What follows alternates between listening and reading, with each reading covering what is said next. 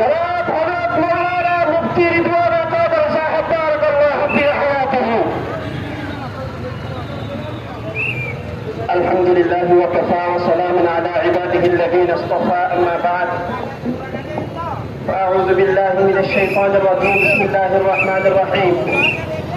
سبحان الذي أسرى بعبده ليلا من المسجد الحرام إلى المسجد الأقصى إلى آخر الآية.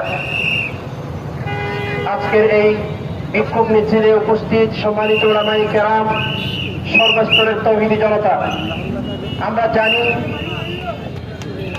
ইসলামের মধ্যে যে তিনটি মসজিদকে সর্বোচ্চ গুরুত্ব দেওয়া হয়েছে তার মধ্যে অন্যতম একটি মসজিদের নাম হলো মসজিদুল আকসা তথা বাইতুল মুকাদ্দাস। আমরা যে কিবলার দিকে নামাজ পড়ি, ইসলামের মধ্যে নামাজ ফরজ হওয়ার পরে সর্বপ্রথম 16 মাস বাইতুল মুকাদ্দাসকেই কিবলা বানানো হয়েছিল। নবী করিম সাল্লাল্লাহু আলাইহি ওয়াসাল্লামের মেরাজের রজনীতে আল্লাহ নবী সর্বপ্রথম বাইতুল্লাহ শরীফ থেকে বাইতুল মুকাদ্দাস গিয়েছিলেন।